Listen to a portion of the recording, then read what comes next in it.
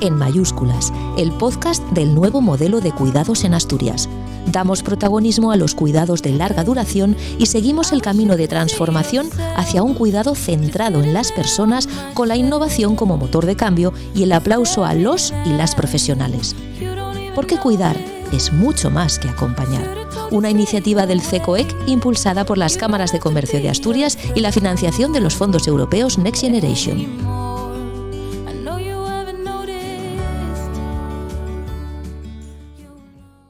Arrancamos un episodio más y ya van 3 de Mayúsculas, el podcast de los cuidados en Asturias. Y hoy lo hacemos con un título que puede sonar muy disruptivo, pero que se ajusta a lo que buscamos. Cuando las personas mandan. Toca hablar de la clave de la estrategia Cuidas. Las personas en el centro. Arrancamos. El mundo gira muy rápido, pero a veces los cuidados requieren paciencia y tranquilidad, porque ya no hablamos solo de atender, sino de acompañar, de escuchar, de poner a la persona en el centro. Nuestra invitada a la entrevista de este episodio, Camino G. de la Fuente, lleva más de 15 años. ¿El G que lle, Camino? Es Gutiérrez. ¿Y cómo te suelen decir? ¿Camino G. de la Fuente? Sí, más que nada porque el Gutiérrez es más habitual, sobre todo de León, claro. Pero ahora de la Fuente, claro, tengo que poner la G, por el Camino de la Fuente queda claro. Mal. Entonces el G está ahí, pero bueno, puede ser Gutiérrez, que he sido siempre. Perfecto, pues entonces retomo. Nuestra invitada de la entrevista de este episodio, Camino G. de la Fuente, lleva más de 15 años repensando la forma de los cuidados. Terapeuta ocupacional, consultora y formadora, Camino impulsa proyectos que combinan innovación, empatía y profesionalidad para construir un nuevo modelo de apoyos más humano, más cercano y más eficaz. No sé si está bien resumido, Camino, más o menos. Una nada, simplemente muy centrada siempre en las personas, sobre todo personas mayores y personas con discapacidad, como luego hablaremos, y también facilitadora procesal, que también tiene mucho que ver con el tema de atención centrada en la persona, puesto que desarrolla también todo el tema de derechos y acompañamiento a personas que necesitan en esos momentos más, bueno, pues judiciales y demás, ese apoyo. Mira, llevas más de 15 años transformando estos servicios de atención a personas mayores y con discapacidad. Si tuvieras que resumirlo en una frase, ¿cómo dirías que es cuidar bien? ¿Qué dirías que es cuidar bien? Cuidar bien es respetar a la persona desde el conocimiento de esa persona y fijarnos sobre todo en lo que puede, no en lo que no puede hacer, sino mantener las capacidades de esa persona, observarlas, conocerlas y bueno, pues ponerlas al máximo dentro de la situación de cada persona, pero todos podemos hacer.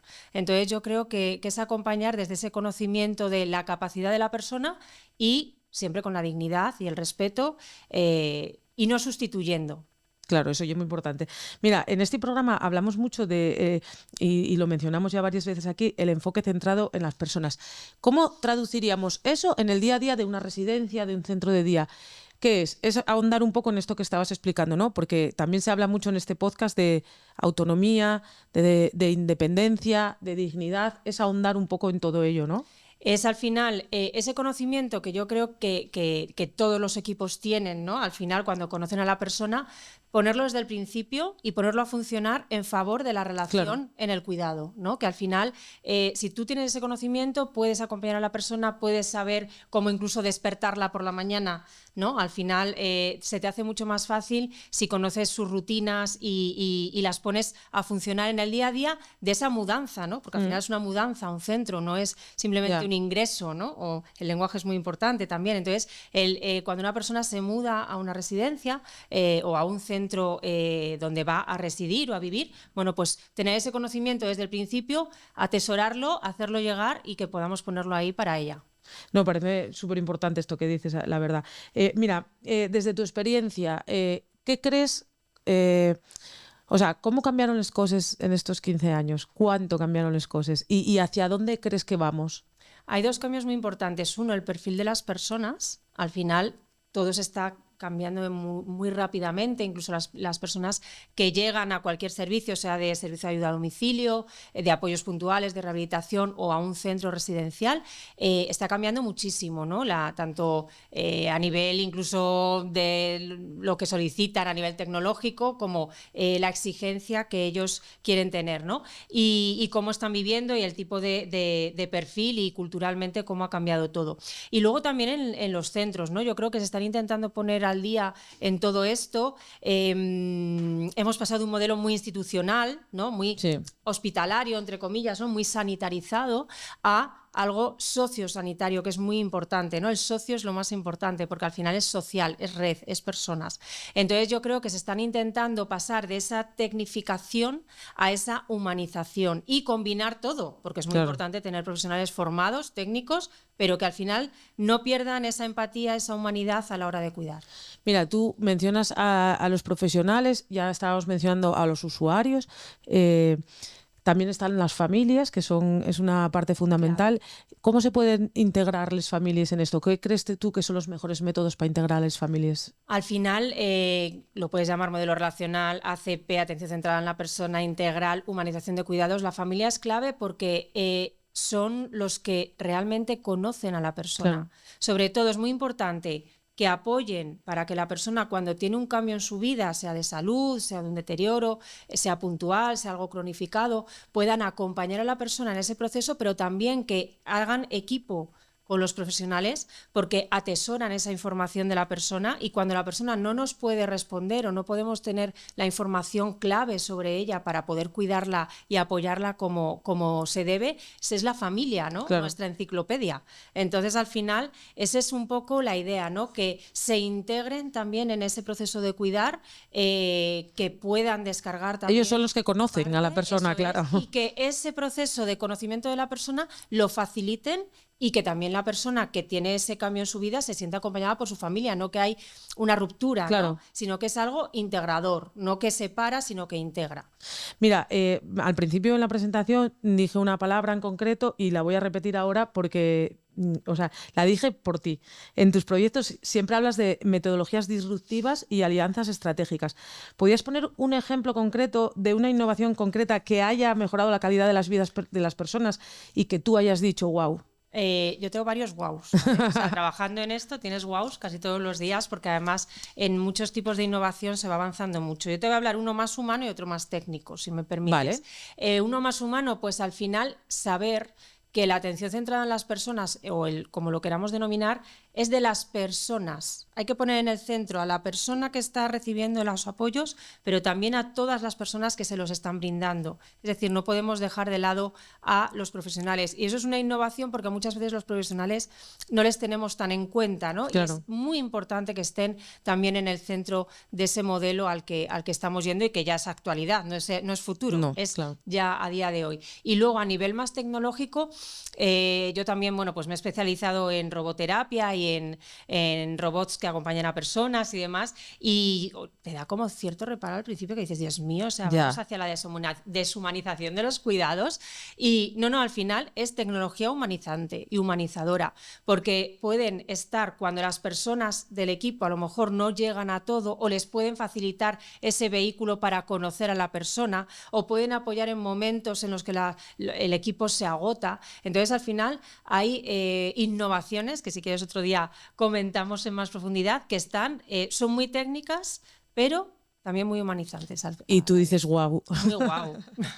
Mira, en un contexto con falta de personal en los centros y en las residencias y sobrecarga profesional, ¿cómo se puede cuidar sin descuidar a los que cuidan? Me he adelantado un poquitín antes en la respuesta, pero es que es verdad, al final esa es la clave, ¿no? Yo creo que hay que poner muy en valor el trabajo que se hace en los cuidados, porque al final es algo que genera también mucho estrés y es algo que es necesario y que al final es lo más humano que tenemos, ¿no?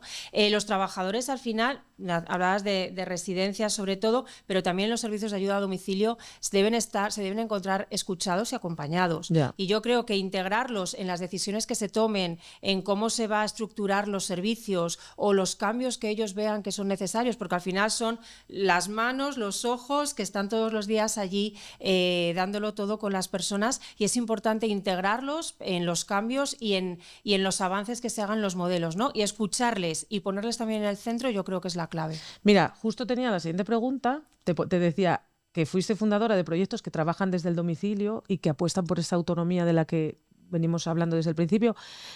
¿Tú por qué crees que es tan importante mantener ese entorno habitual en el proceso de cuidados para una persona? El entorno habitual, el domicilio de una persona, bueno, pues como para todos, ¿no? Incluso volvemos de vacaciones y es como, Dios, estamos en casa. Es maravilloso todo. Entonces es identidad. Al final, en el domicilio se puede realizar un cuidado no menos profesional, porque es muy profesional el cuidado que se hace en domicilio, pero sí yo creo que es más flexible y más adaptado a las necesidades de la persona. Yo siempre hablo cuando formo a profesionales, ¿no?, que van a servicios de ayuda a domicilio, de apoyo domiciliario, hablamos de la sensibilidad del domicilio. Cambia mucho porque es el profesional el que se integra en el entorno de la persona, no es la persona la que va a un lugar nuevo, profesional. Claro. Entonces ese cambio que parece sutil o que no se toma en cuenta es muy importante y la persona mantiene cierto control sobre sus cuidados y sobre todo el entorno es facilitador para ella, le ayuda y se pueden hacer grandes trabajos, grandes rehabilitaciones, grandes apoyos en ese entorno tan facilitador. Ya vamos con una última pregunta, Camino, que yo te quería decir que cuando tú y yo seamos mayores, ¿cómo nos va? Ojalá que lleguemos a ello, que es a lo que se... ¿Cómo crees que nos van a cuidar? ¿Quién nos va a cuidar? ¿Cómo nos van a cuidar? Hay una cosa que yo creo que es lo que esperamos, ¿no? Lo que yo espero es que cada vez más el ámbito de los cuidados sea mucho más central, se le dé mucha más importancia. No es algo que cuando lleguemos, no, sino que se trabaje y que las personas como tú y como yo podamos decir lo que queremos antes de que nos pueda pasar nada, ¿no? Y podamos decir, bueno, pues yo es que quiero tal, esto, quiero otro. Quiero tal, quiero cual, ¿no? Entonces, yo creo que va a ser mucho más flexible, más cercano, que la persona pueda elegir, que mantendremos más control del que tienen hasta ahora los perfiles que necesitan apoyos y sí que va a haber una integración humana y tecnológica. Eso va a haber robots, ¿me quieres decir, no? Sí, pero además también es cierto que es verdad que nosotros, las generaciones que a lo mejor precisan mayores, que precisan los cuidados ahora, no son gente que esté muy digitalizada, pero nosotros ya sí. Entonces, la lógica es que todo sea como mucho... Ya no vamos a tener la excusa de no sabemos usar una tablet. No, y aparte sí que es verdad que te integras ahora mismo y dependiendo incluso el ámbito, ya ves personas que demandan todo eso. Uno de los criterios en la normativa que está cambiando es que tengamos acceso a wifi. Ya. Que las personas mayores tengan acceso a wifi. ¿Eso cuándo se ha visto? Bueno, eso sería una locura, claro. O sea, imagínate hace 5 años o 10 años decirle a una persona que es que su derecho es tener wifi, o sea, en un centro residencial, ¿no? Entonces, realmente vamos a ver muchos cambios, pero sobre todo yo creo que hay que poner el foco en que se está haciendo para que podamos elegir y que va a haber unos cuidados mixtos para elegir realmente y graduar esos cuidados, ¿no? Poder hacer también, bueno, pues yo me mantengo en el domicilio o en casa de un hijo, de tal, con apoyos y luego cuando sea el momento puedo ir a un centro, pero puedo volver al domicilio. Bueno, que se puedan flexibilizar y se pueda elegir. Ahí va a estar. Yo estoy convencida de que va a haber videoconsolas en los geriátricos. Sí, bueno, videoconsolas. Jugando al Minecraft y todo eso. Vamos, totalmente. Realidad virtual. Artificial, que esté también adaptándose y aprenda de las personas que están en ese entorno y que pueda brindarle luego ciertos cuidados, siempre con la supervisión humana y con el cariño y la cercanía de los profesionales. Bueno, pues hasta aquí llegamos, Camino. Muchísimas gracias por esta conversación, la verdad que muy interesante y por introducirnos en el tema de este episodio. Ahora nos vamos con nuestra sección sobre innovación, que siempre presta mucho.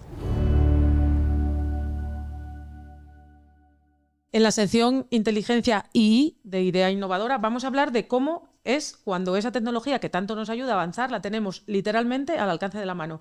Tenemos con nosotros a Jorge Areces, fundador y CEO de BHD Consulting. Bienvenido, Jorge. Muchas gracias. En el momento en el que la tecnología está cambiando casi todo, ¿qué os llevó a apostar por aplicarla precisamente al ámbito de la salud, algo que es tan importante para el ser humano? Creo que fue un poco de visión y locura al mismo tiempo. Sí, ¿no?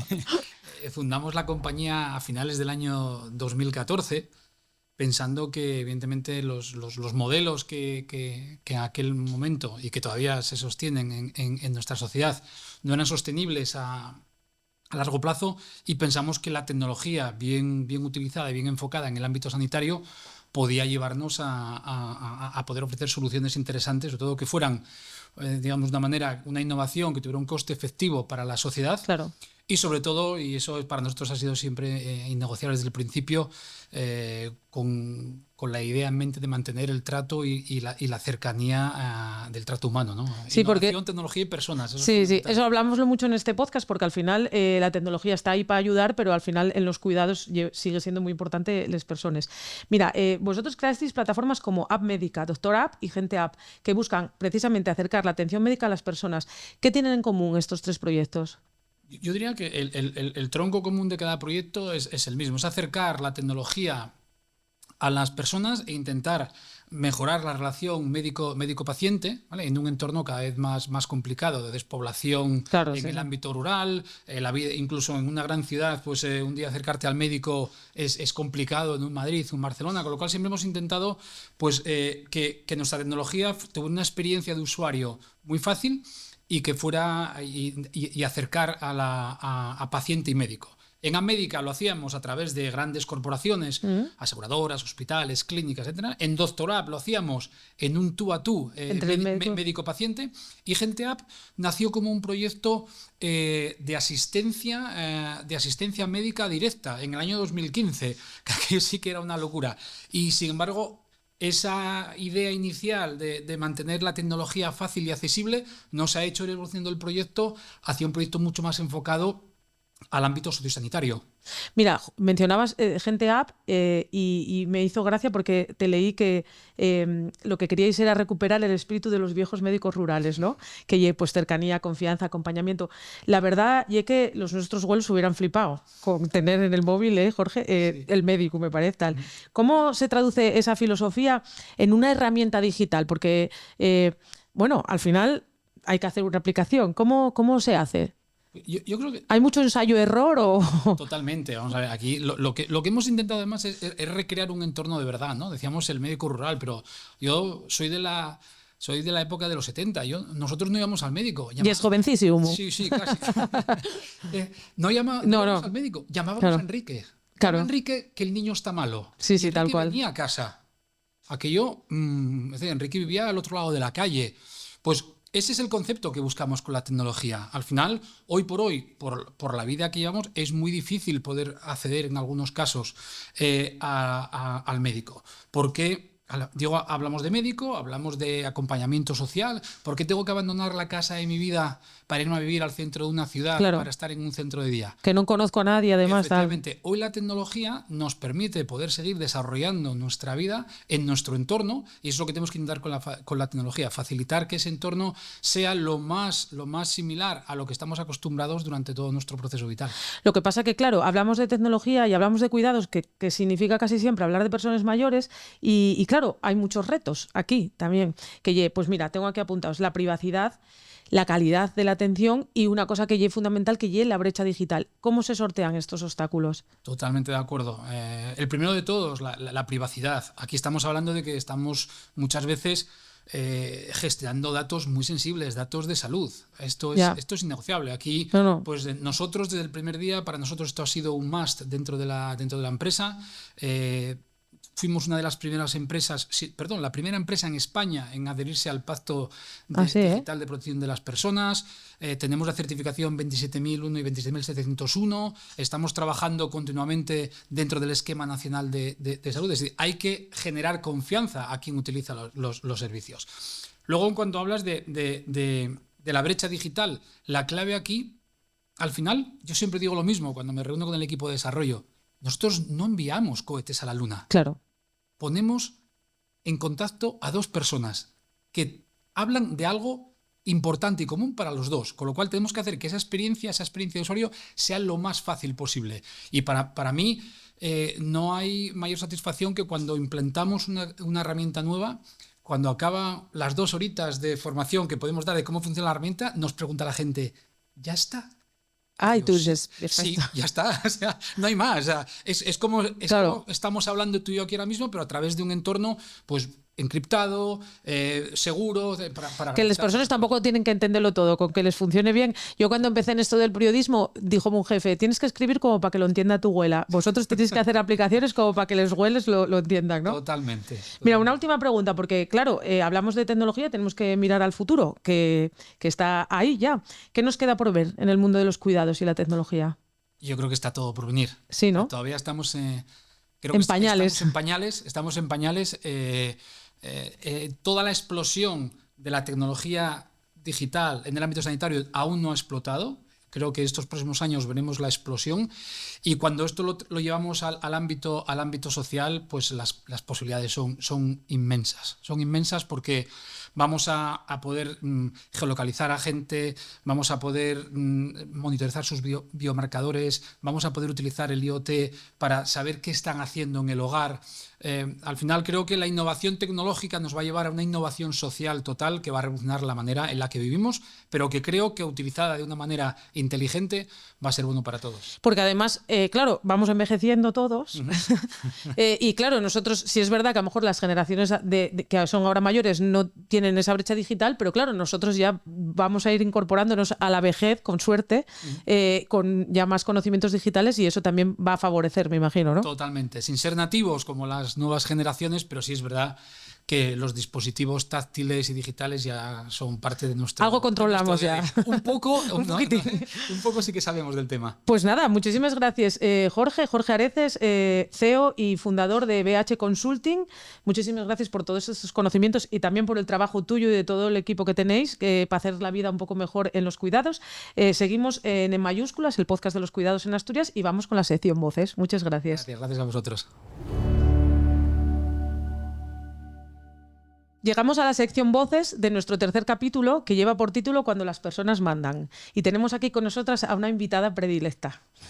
Que vamos, que no lleve una cosa que diga yo o que digamos nosotros, sino que lo dice el Principado de Asturias, que así la distinguió en la pasada edición de los reconocimientos asturianos con motivo del 8 de septiembre. Se trata de Mónica Oviedo Sastre, presidenta de COCENFE Asturias, de la Confederación Española de Personas con Discapacidad Física y Orgánica, y presidenta desde junio de CERMI Asturias, el Comité Español de Representantes de Personas con Discapacidad. Lo primero, ¿cómo se siente una con semejante reconocimiento de hija predilecta de Asturias? Bueno, pues la verdad fue una sorpresa, ya lo comenté cuando me dieron el pin, bueno, la medalla, y es un orgullo y la verdad muy bonito. Sí, la verdad es que... De todo lo que me podían dar, es lo más bonito. Hija predilecta de Asturias, siendo asturiana. Ser como profeta en su tierra, es como muy guapo. Bonito, sí, señor. Mónica, tu activismo nace de una experiencia personal de discapacidad sobrevenida por un accidente de tráfico. La estrategia Cuidas habla de poner la vida en el centro y de que las personas sean vistas como portadoras de derechos. ¿Puedes contarnos en qué momento de tu vida, quizás en esos primeros años después del accidente, sentiste que tus derechos no eran reconocidos y cómo esa vivencia moldea hoy tu visión de lo que es el cuidado? Bueno, yo realmente no sentí que mis derechos no eran reconocidos porque no sabía cuáles eran mis derechos, a pesar de que estudiaba la Facultad de Derecho. A pesar de que estabas en ello. Pero bueno, no era una persona con discapacidad antes del accidente, y un momento en que lo fui, pues yo de manera natural decidí seguir con mi vida, entonces seguir estudiando. Lo que pasa es que me empecé a encontrar limitaciones y barreras que no tenía antes del accidente. Yo iba desde Gijón en Alsa a Oviedo y me dejaba en el Campo Amor y yo iba caminando a la facultad. Eso ya no lo podía hacer. Y bueno, pues empecé a ver limitaciones y necesidades que no tenía e intenté paliarlas. Entonces, bueno, pues tuve suerte, hay gente que no lo tiene, que pude vivir en Oviedo, porque la abuela de una amiga, que era de Oviedo, me ofreció una habitación y viví ahí con 2 amigas y con la abuela de Bea durante años, y yo seguía acudiendo a clases, iba en taxi, claro. Ya. Vivía en la Avenida de Galicia y la Facultad de Derecho estaba abajo, ¿no? Donde en la calle del Rosal. Y antes iría caminando, pero iba en taxi. Tuve la suerte de tener recursos económicos para poder ir en taxi. Sí, que no oye tontería. Y después saqué el carnet de conducir porque iba abocada, claro, no podía vivir de taxis toda mi vida, en mi vida de estudiante o de ocio y tiempo libre. mi vida en general, ir a Gijón a ver a mis padres o a salir por Gijón. Yo quería mi autonomía, la que tenía antes, entonces saqué el carné, me compré un coche adaptado y hasta hoy. Mira, la palabra autonomía es precisamente la clave de la siguiente pregunta, porque es algo que defendéis además desde COCENFE y CERMI, que es la autonomía personal. Una palabra, autonomía o independencia, ¿cuánto significa para una persona con discapacidad estas dos palabras? Todo. A ver, una discapacidad al final es una circunstancia que nos acompaña, puede ser muy diferente, puede ser sensorial, puede ser intelectual, puede ser física, pero lleva unas limitaciones en tu entorno, ¿no? En tu vida diaria. Entonces, lo que nosotros pedimos es que haya los recursos materiales y personales necesarios para que cualquier persona con el tipo de discapacidad que tenga pueda tener esa vida autónoma, su proyecto de vida, decidir lo que quiere hacer, cuándo, cómo y con quién quiere. ¿Y con quién? Mira, te escuché decir alguna vez que sería un orgullo para ti que Asturias fuera un paraíso natural accesible. Claro. Si cierras los ojos, ¿cómo te gustaría que fuera esa experiencia? ¿A dónde te gustaría que todo el mundo pudiera ir? Pues a donde cada uno quisiera. Yo tengo mis gustos. Yo te diría, pues al monte, a la playa, ¿no? Pues yo te diría pues que todas las sendas fueran accesibles, que cualquier sitio de ocio, ya sea para ir a un concierto, al cine, a comer, a salir con tus amigos a una cafetería, a tomar sidra, fuera accesible. Ahora mismo yo no tengo una limitación muy grande, yo tengo la suerte de deambular y de poder caminar y conducir, pero hay personas que no van donde quieren, van donde pueden, y hay muy pocos recursos accesibles, tanto públicos como privados. Por lo tanto, es una emergencia que tengamos una Asturias más accesible para que cualquier persona, ya sea por edad o por discapacidad, pueda salir a la calle y hacer lo que quiera, estudiar, trabajar o disfrutar. O disfrutar de la vida. Mira, en este programa hablamos de tecnología, hablamos mucho de tecnología, de ideas innovadoras que cambian para bien la vida de las personas y también de las personas que cuidan, ¿no? Tú, como persona cercana a muchos ejemplos de uno y de otro, de personas que necesitan los cuidados y de cuidadores o de cuidadoras, que sabes tú que suele ser lo que más. ¿Cómo ves estos avances tecnológicos? Mira, pues hoy en la jornada que estamos, en el foro se habló sobre las tecnologías y yo presenté un estudio de Fundación 11 donde también se habla de la aportación o no de las tecnologías. Pues al final, con el estudio que se ha hecho de Fundación 11 de soledad no deseada y personas con discapacidad, hemos conocido que las personas con discapacidad prefieren tanto las relaciones familiares como de amistades presenciales. La tecnología está en un segundo plano. Claro que sirve para paliar determinadas limitaciones. Evidentemente, un unicornio, pues que una persona que no mueve nada del cuerpo más que los ojos a través de la tecnología pueda utilizar un ordenador y comunicarse a través de un altavoz con su propia voz, evidentemente es un avance, un exoesqueleto que permite que la gente que tiene una lesión medular pueda caminar, levantarse, ponerse el exoesqueleto. La tecnología en las operaciones, en la genética, o sea, es muy importante, pero nosotros creemos que tiene que ser compatible y ser ética y social, nunca olvidarse de las personas, no eliminar a las personas, y también accesible. Porque hay muchas veces que las personas con discapacidad no pueden acceder a las tecnologías porque no se han diseñado. Y barata también, porque muchas veces sí es asumible, pero no es asequible, claro. Entonces, bueno, la tecnología tiene que ser un aliado, pero no sustituir a las personas. Sí, esto lo hablamos mucho en este podcast de que las personas, no solo, decía Leo Díaz, el presidente del clúster, dice que no solo hay que hacer, hay que estar y hay que acompañar. Una palabra que también puede ser muy común para gente que sufre discapacidad es la soledad, en muchos casos la soledad no deseada, por eso es fundamental la presencia de otras personas, ¿no? En este caso. Claro que sí, pues hay muchos factores de riesgo para la soledad no deseada, desde el sexo, la edad, si trabajas o no trabajas, dónde vives, la unidad familiar, si eres monoparental, si tienes hijos, si tienes pareja.